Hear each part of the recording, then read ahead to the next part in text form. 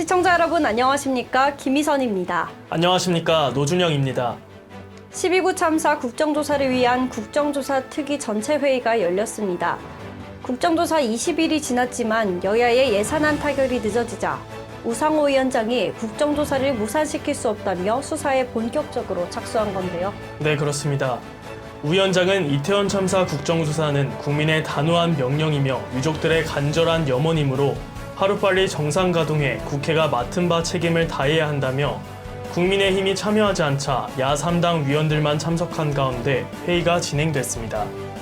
국민의힘은 예산안 처리 후 국정조사를 논의하는 게 순서라며 야 3당만으로 국정조사가 진행되고 있는 것은 합의 파기이고 민주당이 스스로 모든 문을 닫는 무모한 선택이라고 꼬집었습니다.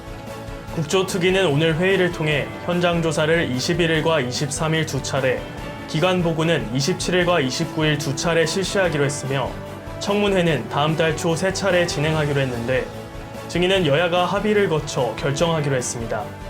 현재까지 기관 증인 명단에는 국정조사 대상 기관 16곳에 85명이 이름을 올렸습니다. 한호섭 대통령실 국정상황실장과 국가안보실 위기관리센터장 직무대리, 신봉수 대검찰청 반부패 강력부장도 포함됐습니다. 이 시각 주요 뉴스입니다. 국민의힘과 정부는 경제정책 방향 관련 당정협의회에서 윤석열 정부 임기 마지막 해인 2027년에 1인당 국내 총생산 4만 달러 시대를 위해 내년 경제정책 방향을 운용하기로 했습니다. 이를 위해 당정은 연금, 노동, 교육 등 3대 개혁에 더해 금융, 서비스 부분까지 5대 개혁을 추진할 방침이라고 덧붙였습니다. 북한이 준중거리 탄도미사일을 발사했다는 합동참모본부의 분석에 대해 북한 당국은 정찰위성 개발을 위한 발사 시험이었다고 주장했습니다. 북한은 내년 4월까지 군사 정찰위성 1호기 준비를 끝낼 것이라고 밝혀 이르면 내년 상반기 중이라도 1호기 시험 발사에 나설 가능성이 큽니다. 올해 4월에서 9월까지 전체 임금 노동자와 상용직, 임시 일용직 모두 전년 대비 월 평균 실질 임금이 매달 줄었습니다. 그중 임시 일용직 실질 임금의 감소폭이 최대 3.5%로 가장 컸으며 이런 한국 경제의 인플레이션과 실질 임금 하락은 내년에도 여전히 높은 수준으로 오래 지속될 것으로 전망됩니다. 국민의힘이 차기 당대표를 현행 당원투표 70%, 국민여론 30%에서 당원투표 100%로 선출하기로 했습니다. 또 최다 득표자의 득표율이 50%를 넘지 않는 경우 1, 2위 득표자를 대상으로 다시 투표하는 결선 투표제도 도입하기로 했습니다.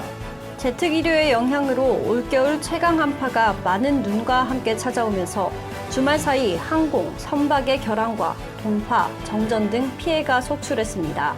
동파 예방을 위해서는 계량기 보호통 안에 보온재를 채우고 장시간 외출할 때에는 수돗물을 조금 틀어야 하며 계량기가 얼었을 때는 따뜻한 물수건으로 수도관 주위를 녹여야 합니다. 우리나라 경제를 떠받치는 수출이 내년에는 0% 성장률에 머무를 것이라는 비관적인 전망이 나왔습니다. 업체 150곳을 대상으로 조사한 결과 기업들은 내년 수출이 올해 대비 평균 0.5% 증가할 것으로 전망했습니다. KTX 특송을 통해 운영되던 우체국 당일 특급 우편 서비스가 새해부터 단계적으로 종료됩니다. 수도권과 지방을 연결하는 전국 단위 당일 특급 우편은 다음 달 1일부터, 동일 지방권 영내 서비스는 3개월 뒤인 내년 4월 1일 각각 종료됩니다. 국내 토종 동영상 스트리밍 사이트 판도라TV가 출시 18년 만에 서비스를 종료합니다. 판도라TV는 수년간 지속된 수익성 악화로 내년 1월 31일 서비스를 종료한다고 공지했습니다. 정부가 실내 마스크 착용 의무를 내년 1월 중순 이후 2단계에 걸쳐 해제하는 방식을 검토 중인 것으로 알려졌는데요. 네, 맞습니다.